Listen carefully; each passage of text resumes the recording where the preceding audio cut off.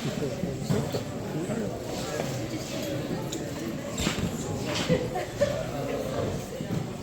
guys, before I hand over to Carla, who's going to take us through pasta.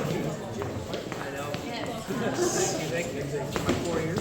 So, can I have a show of hands who was on the retreat last weekend? Show of hands who was on the retreat last weekend. How was that?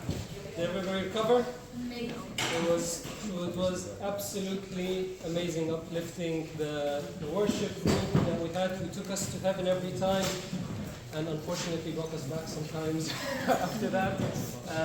The talks by Mina, Heb, Yusuf, Abu Anthony, and Sayyidina, they were amazing. I actually carried my cross just after I came back happily throughout this week with my boss, thank God. He even put it heavier on me, thank God, just to teach me that go to the retreat and come back. So it was amazing. Thank you guys for coming. It was really great being with all of you. And I'm really looking forward to the next retreat. So with that, I'll hand over to Carla, who's going to prepare us even more for Pascha Week. Hi guys, so Holy Week's coming up, so it's a good idea to talk about it so that when we go in we're benefiting completely from everything Holy Week provides. And Holy Week is such a powerful time, and I always like to think of the Holy Week as the entire Bible condensed into 1 week. What do I mean by that? Well, if we think of the story of the Bible, it's a story of God's personal relationship with us. And anyone who's read the Old Testament can see that there's this sort of cycle that happens where God comes to his people and they need him for something. They need him to free them from captivity, or they need them to feed them, or whatever it is, and God provides. And the people rejoice a bit and they love God for a little bit, and then shortly after they turn their backs and they forget who their God is and they follow idols, or they do things that are not good in the sight of God. And then God allows them to experience the consequences of rejecting him, of being without him. And then, surprise, they cry out to him again, God, we need you, God, we need you, and he comes back. And there's just this cycle that goes on and on and on throughout the Bible. And from the Old Testament all the way through to the New Testament, it's a story of God's personal relationship with us. And that's why in the Holy Week, we don't just read through the Gospels and through the events of what happened to Christ in his last few days. We read prophecies from the Old Testament. We read about events that happened in the Old Testament because it's all one unified story that comes together so beautifully in Holy Week. And it's really easy to read the Bible as a history book or a science book or a poetry book or any kind of other book, but what the Bible is it's the living word, and it's an ongoing story, and it's happening right now. We are part of the Bible. We are part of that living story.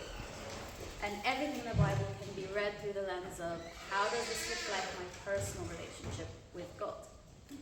So if we think about the Bible as a story of our personal relationship with God, we can immediately see some red flags. Because God, we know, is constant. He says, I, the Lord, do not change. His word doesn't change. His love doesn't change. His actions, his behaviors, they don't change. We, on the other hand, the only thing we're consistent in is being inconsistent.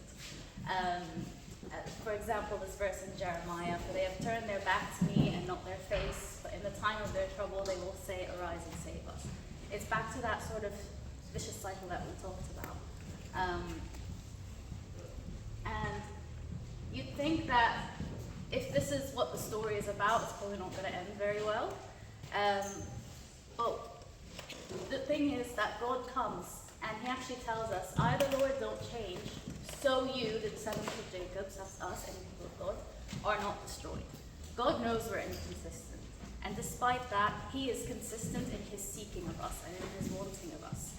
And if we're a boat, and like talking about us being inconsistent, if we're a boat and the winds happen and the boat rocks and things fall over and the sails are shaking, but at the end of the day, if we have God as our anchor, the boat itself is not moved. So what does this all have to do with Holy Week? Well, to understand the power of Holy Week, we need to look at the story from the beginning. In the Old Testament, a promise was made, so God made a covenant to the fathers, Abraham, Isaac, Moses, etc.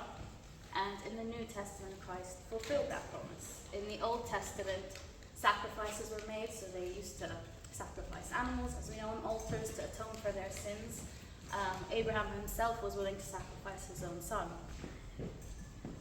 But all those sacrifices had a temporary effect.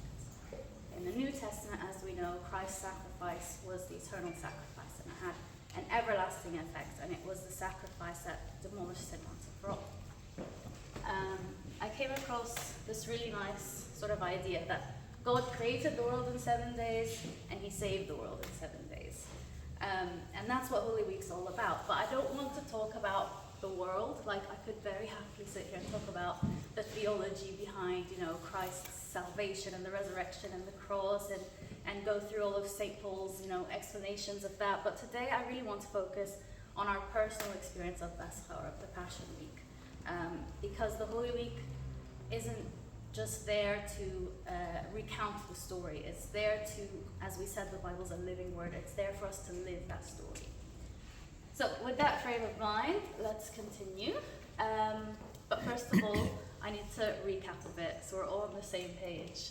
And it's actually quite funny how we go to Holy Week every year and we hear these stories every year, but we get the order muddled up or the days muddled up. So just very, very quickly running through, can we just shout out what happens on each day? So Saturday, someone tell me what happened on Saturday. Lazarus Saturday. Oh, thanks to him. A star. Lazarus Saturday. So Jesus raised Lazarus from the dead. Sunday, not ahead. Oh, Sunday. Wonderful. Monday. The fig tree. Sorry? The fig The fig tree. Wonderful. The fig tree, and also Christ cleansed the temple. Tuesday. Oh, see, there's always The one. throne of God is forever and ever, that one. What's that? Where Jesus says your throne of God is forever and ever. Yeah, okay, that's part of it. So it was a general thing that happened that day. 3 P's, guys. Those are at the conference. The parables. Am I going to give this book to you? I wanted to answer.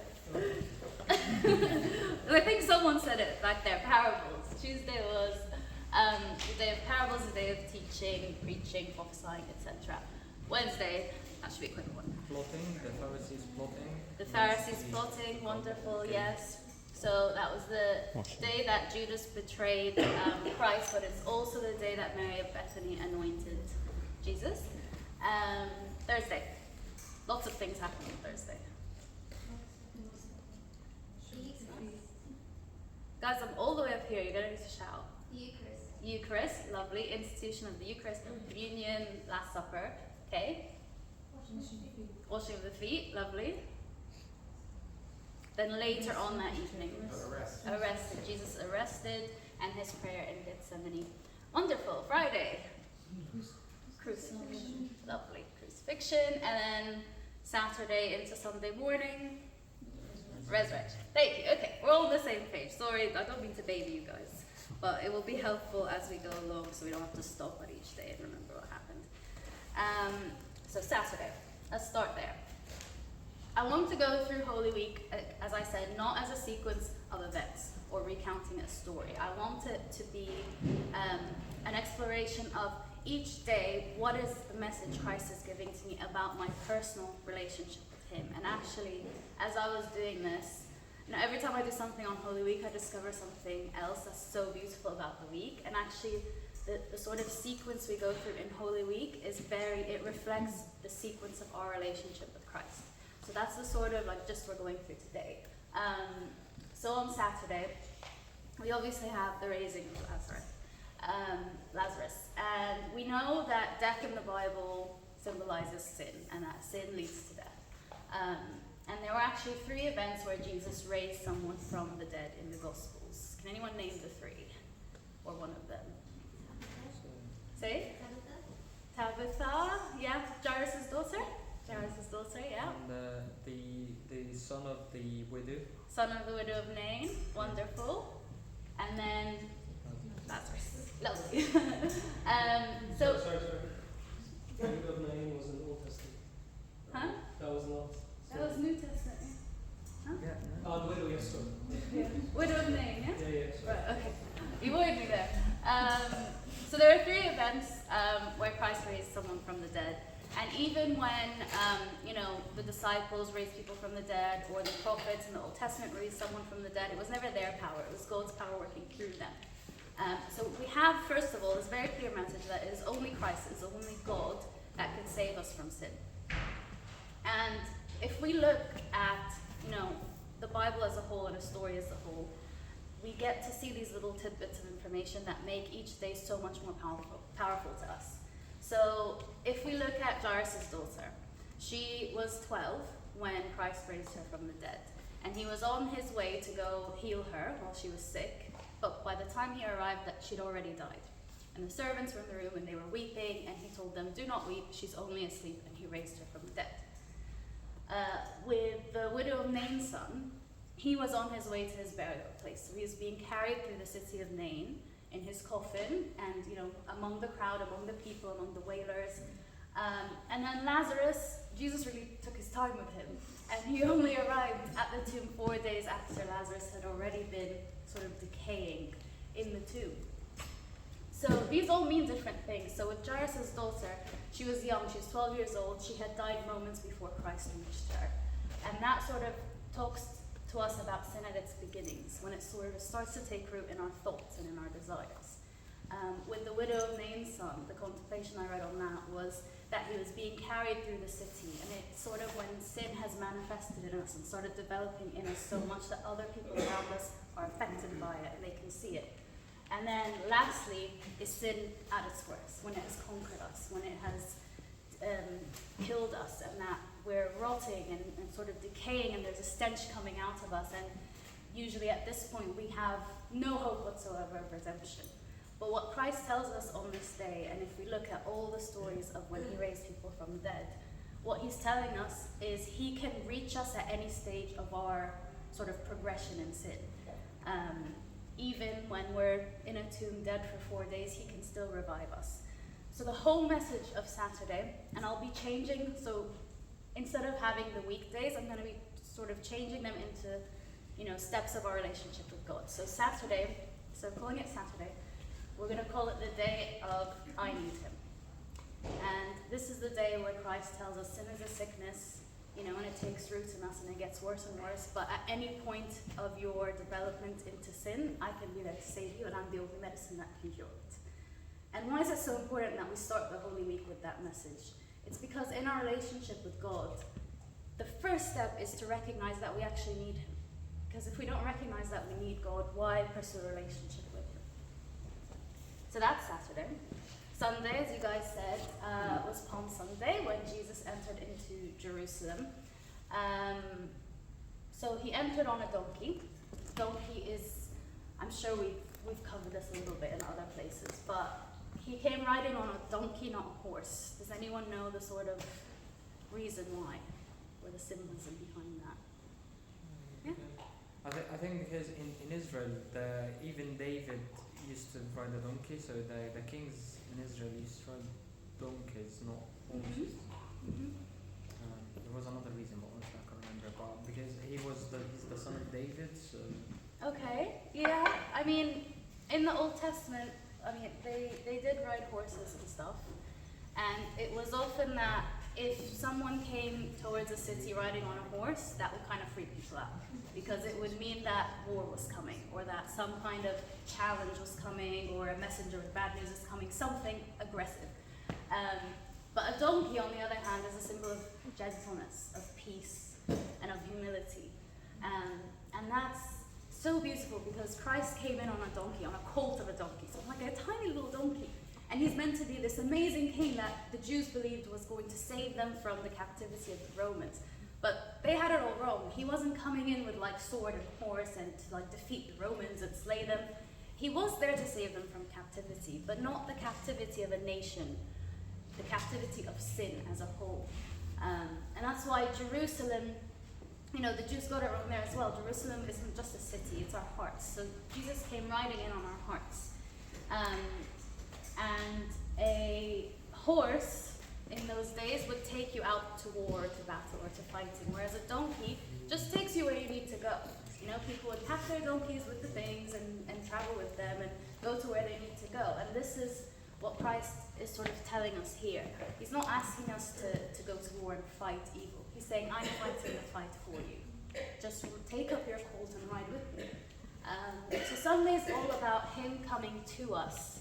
And we'll see also in the Garden of Gethsemane when God sort of reiterates this idea of fighting with love rather than fighting through the sword. So first, Christ shows us on Saturday that we need him. On Sunday, he comes to us. And that's how great his love is for us. He came to the Samaritan woman at the well. He came to the blind man when he passed by him. He always comes to the people he wants to save, like the lost sheep. Jesus is always coming to us. And once we acknowledge that we need him, sometimes that first step in seeking him can be really stressful and paralyzing because we're so overwhelmed with the recognition that, oh my gosh, I really need him, and we kind of get stuck. And Jesus' love is so great for us that he comes to us gently on a donkey when we need him. A bit like when, I don't know if you guys know the story of Elijah, when God came to him in a whisper on the mountain rather than in fire and wind, and he comes to us in the way that we need him when we need him. So that's Sunday. Sorry, I'm trying to follow the notes, otherwise I'm going to forget half of what I wanted to say. Sorry? Thank you.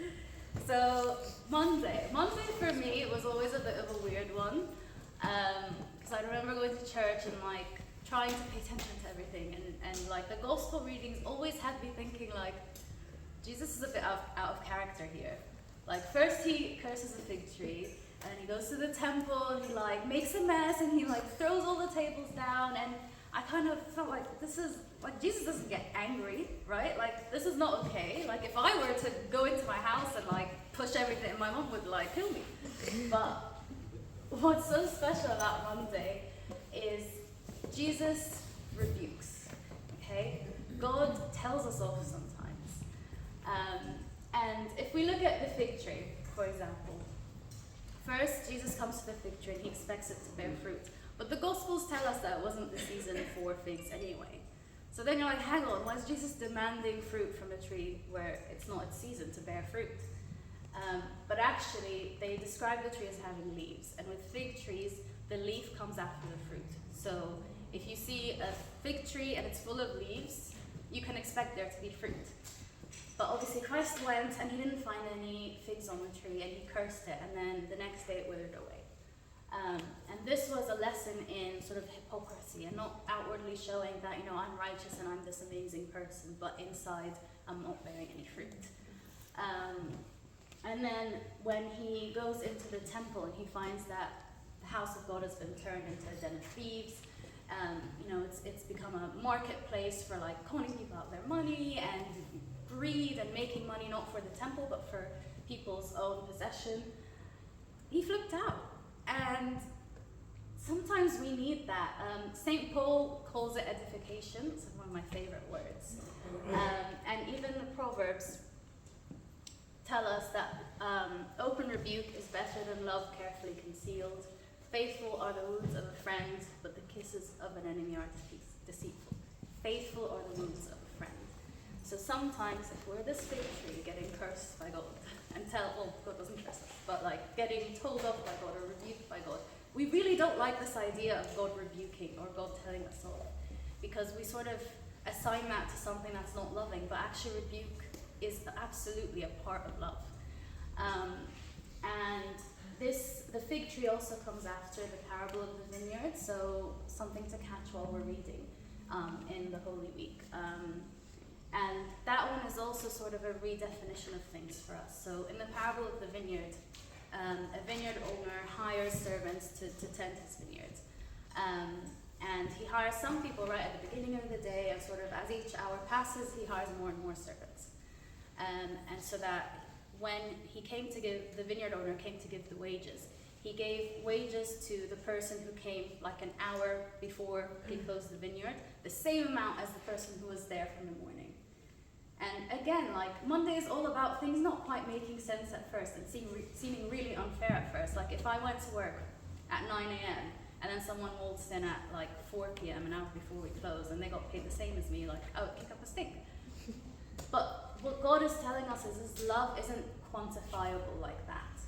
It's equal to all, so that in our journey, as we're going through this journey of Holy Week, He gives the same love and He experiences the same joy when someone has been with Him all their lives, equally to someone who, you know, on their deathbed comes to Christ. You know, it's the same amount of love. So Monday is about identifying what we're doing wrong and what's sort of blocking us from developing that relationship with God.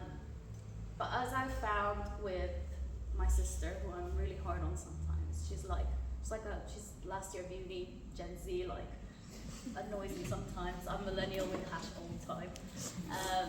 So sometimes I rebuke her and I shout at her and I tell her off, because I'm her big sister, I'm supposed to. But then maybe I don't really follow it up with what she should be doing. So she'll start feeling guilty, or she'll react really angry and tell me, like, you're not my mom, you're not supposed to tell me what to do, blah, blah, blah, blah. What about when you did this? What about classic stuff? And Jesus knows that that's how we would react as well. And so that's why Monday is followed by Tuesday, with parables, with teaching us how to do things the right way. And when I say the right way, it's the godly way, the way that leads us to God and away from sin. And it's also got a lot of readings in the Gospels and also in the Old Testament readings where Christ is expressing His longing for us. Like He says, oh Israel, how I wanted to collect you like chicks with a mother hen. It's all about God, you know, trying to host us, trying to bring us to Him as the bridegroom to the bride, but that we sort of get in our own way. So, yes, Christ or God can tell us off and try to edify us, and He also teaches us how to be better. So if we're relating all of Holy Week to our relationship, or the development of our relationship with God, we've recognized that we need Him. He's come to meet us. He's told us off, and He's showered us in like loving teaching. Like when St. Mary Magdalene calls Him Rabboni when she recognizes Him at the tomb. I always love that. It means my teacher. And today we definitely get Christ, our teacher.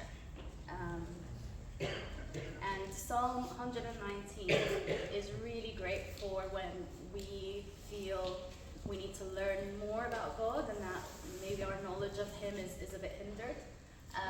Like David says, you know, teach me your statutes, O Lord, like 1 billion times in the Psalm.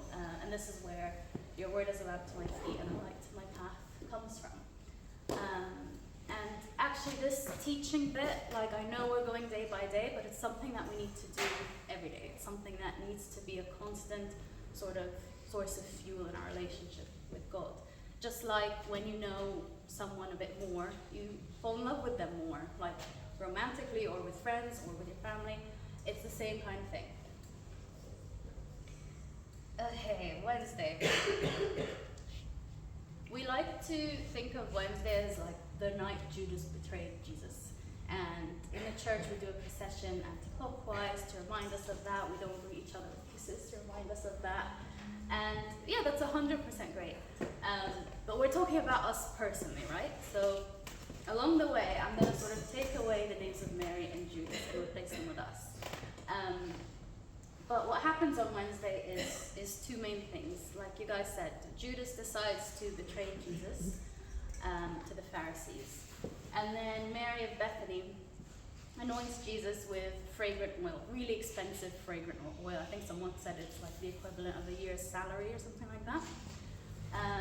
And Wednesday is really cool because we get this like big contrast, this big contradiction of someone who loved Christ and someone who betrayed Christ. And Mary and Martha, so Mary's the one that anointed Christ with the fragrant perfume, but she has a sister called Martha, as we know. And those two are like very underrated. They were actually so wise, and they actually understood who Christ was better than some of the disciples. So if we look at them for a second, when Jesus went to Lazarus' tomb, Martha told him, if you'd been here, Lazarus wouldn't have died. but still I know that whatever you want to be done will be done, and the Father will give it to you. And then Jesus hears that and sort of challenges her a little bit further and tells her, I'm the resurrection and the life. He who believes in me, though he may die, he shall live. And whoever lives and believes in me shall never die. Do you believe this? And Martha says, yes, Lord, I believe that you are the Christ, the Son of God, who is to come into the world. There's only 2 other people in the Gospels that confess Christ as the Son of God. Can anyone remember who they are? Peter, lovely. One more. St. Thomas. St. Thomas, when? Thomas, when he said, my Lord and my God, put your finger here, put your sign. Oh, okay. Before the resurrection. Today's Gospel. Nathanael. Huh? Nathaniel. No. So, sorry, I should have. Before the resurrection, only 2 people said that Jesus was the Son of God. Today's Gospel. He worshipped him, but he didn't. Yeah. Yeah. The prodigal son. The born blind. When Philip called Nathanael first, and he told him, before I saw you under the fig tree, Yeah. so he told him you're the Did he tell him the Son of God though? Maybe I've Son of got that God as wrong. a I prince. was thinking of John the Baptist and Peter, who called him Son of God, like those Oh, words. yeah. Is that fair? Also, the blind beggar said, my Lord, my God. Okay. So for Mary to call him that, for Martha to call him that, it shows how much she understood who Christ was. And actually when Mary anoints God with oil, and Judas sort of says, oh, this is a waste of money, Christ says, she's doing this for my burial. So that shows us that she had this understanding that Christ was to die for our sins. Because why would she anoint someone with burial oils before they die? It's a bit like the 3 wise men, the one that gave him the myrrh. And then we also obviously have some of the more obvious things like sacrifice versus greed. Mary was willing to sacrifice very expensive oil, whereas Judas was out to make a quick buck over his master. And I mean, all of this ties into one thing: acceptance versus rejection.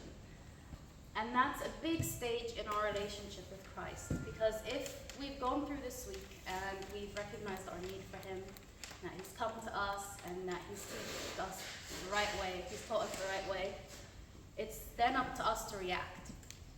So Wednesday, I think, is all about us reflecting on how do I react to Christ. And I think when we're presented with Mary and Judas, like, we all like to think of ourselves as Mary. Like, 100% not Judas. I would never do that. I would never do such a thing. But it takes a lot of introspection to think, well, am I loving God in everything I do, or am I betraying him by following things of this world that I prioritize over him, whether that's success or money or relationships, whatever that is? Will I sacrifice my earthly desires or follow them? Will I accept God or reject him? So it's a bit of a tough pill to swallow, but sometimes we're not always Mary. Sometimes we creep a little bit into Judas territory. And we need to be constantly monitoring our reactions to God's word. You know, if we go to church and we hear Abuna say, you know, like, go repent and go confess today, and we don't, like, that's a reaction, that's a conscious decision that we're making. And so that's a key point in our relationship with God, if we're seeing this week as stages of that relationship. Thursday, lots happened on Thursday. I don't want to go through like each one too long for time's sake, but Thursday is all about Jesus giving us something, providing us with something that's going to equip us. And actually Thursday is such a special day because obviously we get communion through the Last Supper on Thursday, the institution of that. And then with the washing of the feet, yes, it's all about humility and serving one another, and, you know, the Lord God, you know, getting on his knees and cleaning the disciples' feet. But it also reminds us of baptism. And when we do let in church, and Abuna anoints our hands and feet, and the holy water the water is blessed and turned holy, it's all about this renewal that we have in baptism.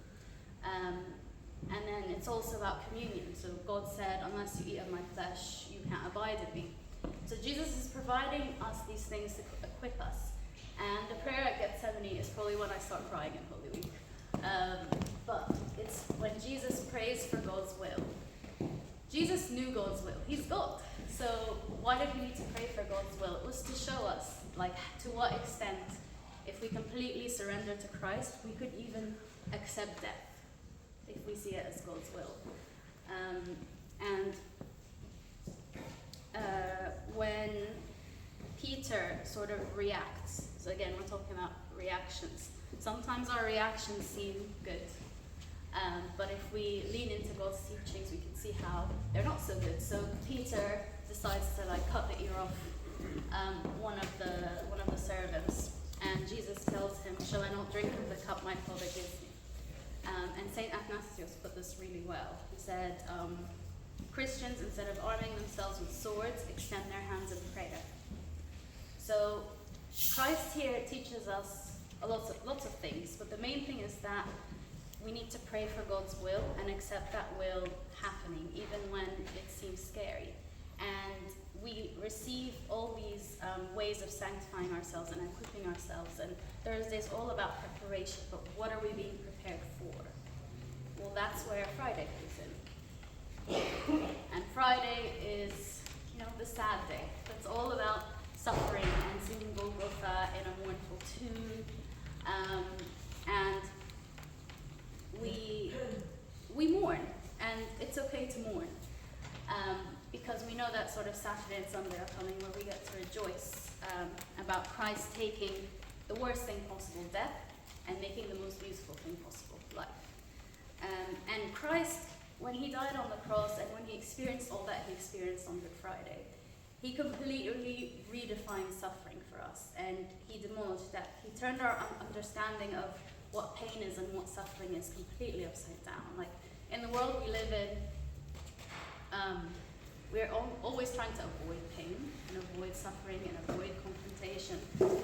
But what Christ is telling us, that suffering isn't a bad thing, it's just something that's going to grow you further. And St. Athanasius said a really beautiful thing about God on the cross. He said, even on the cross, he did not hide himself from sight. Rather, he made all creation witness to the presence of his maker. So not only is God saying suffering is okay, it happens, it's part of the process. He's saying suffering isn't just something to ride through and come out the other side. It's something to use to create something even better. Like St. Paul says in Romans 8:18, our sufferings are not worth comparing with the glory that will be revealed in us. And St. Athanasius reminds us that Christ's crucifixion was a very public thing. And with suffering, we might get to a point where we accept that suffering happens and it's molding us and it's refining us. But we tend to hide our suffering away and not be vulnerable to each other. I'm not a very social person, but when I socialize and I'm asked, oh, how are you? I always answer yeah, I'm good. That's it. Whereas actually I'm thinking, oh, well, this is happening, that is happening, and that is happening. And I think in church especially, we really need to be brave enough to be well, actually, this is what's happening, and I really need you to pray for me. And it's because that vulnerability is such a beautiful thing, and if Christ, our Lord and Savior, was willing to be vulnerable and humiliated in front of everyone, we should be able to do that with each other. Because actually when you're vulnerable about your suffering, that person you're talking to reflects back on you and is vulnerable with their suffering. That's how we help each other. And I really like this quote, what looks like powerlessness is God's power. It sounds like a tragedy is stunning victory. The death that looks so shameful has established God's honor. What appears as a cause to mourn is a cause for inexpressible joy. So the cross, this thing that we wear on our necks, it's a symbol of turning what suffering is completely upside down and what death is completely upside down. And turning and St. Paul reached this amazing point in his relationship with God where he says, I glory in my suffering. That's amazing goals. I'm not quite there yet, but it's our goal because the suffering brings us closer to Christ. Not because he's malicious and he wants us to suffer to come to him, but it's because that suffering is it's like when a coal needs to be under pressure to turn into a diamond. It's what refines us. And remember, he's equipped us on Thursday, and he doesn't give us anything that we're not prepared to handle. Romans 8:18. I always put this in any of my talks because it's my favorite verse. And then Saturday and Sunday. So I say Saturday, Sunday because it was on Sunday morning that St. Mary Magdalene went to the tomb. And Saturday, Sunday is all about rejoicing and being saved, and Christ, fighting the fight for us, and releasing the gates of Hades, and everything's all good and great. And we definitely get to that stage of our relationship with Christ where we feel like, oh my gosh, he's saved me. Like, I've suffered, I've been trampled upon, and now he's renewed me and he's saved me. And I'm so happy. And what, at least I have done in my past, and I think other people do, is sometimes we're a bit almost traumatized by the suffering. And we want to hold on so dearly to God when we feel like he's surrounding us and he's renewed us. We kind of want to hide away with him and keep him to ourselves, a bit like going on honeymoon after getting married.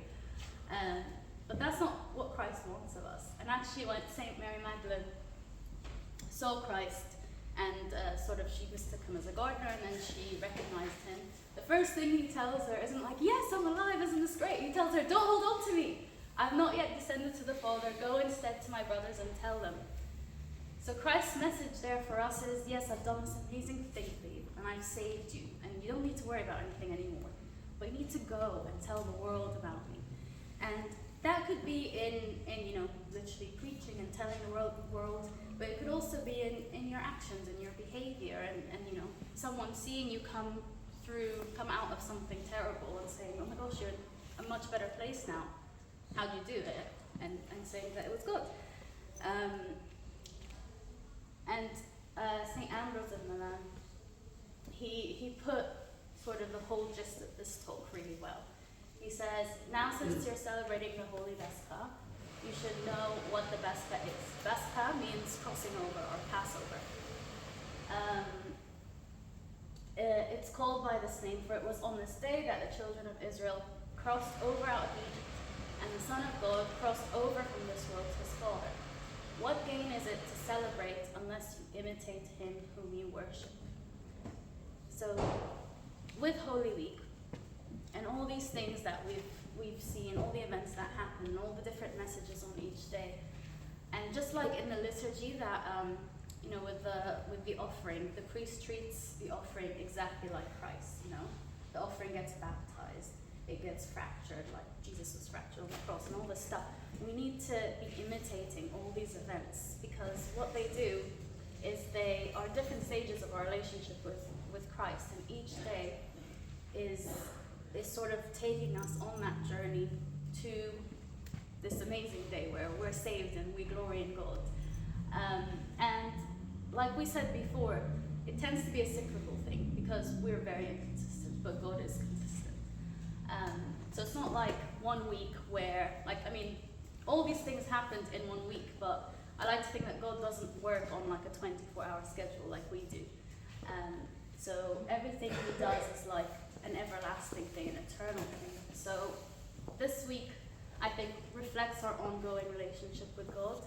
And we get to that first stage, and we go through all this, we find out we need him, and he comes, and he teaches us how to be better, and then we embrace him, and then he prepares us, and then we suffer, and then we're saved from it, and then down the line we come back to square one again.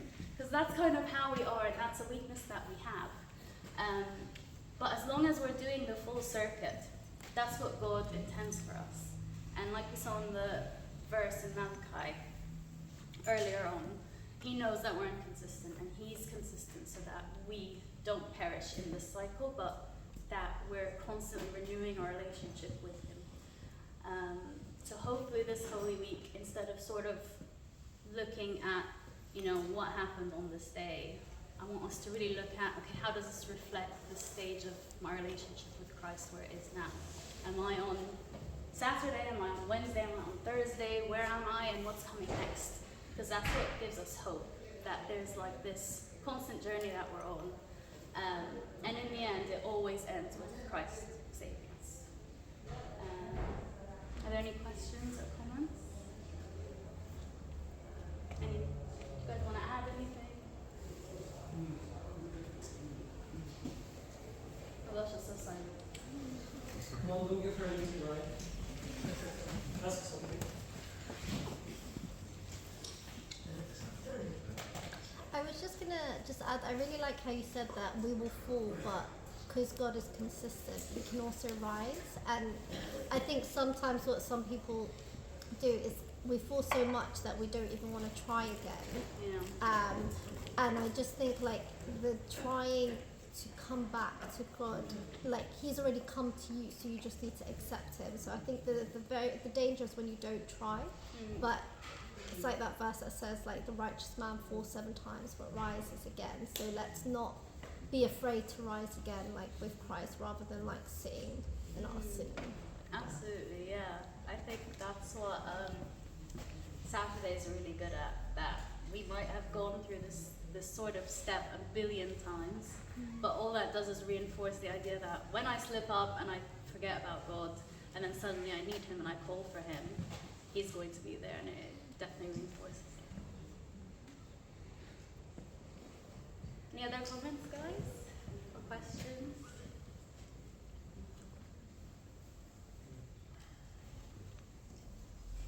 So we're all ready for Pascal week? In fact, thank you, Carla. Thank you.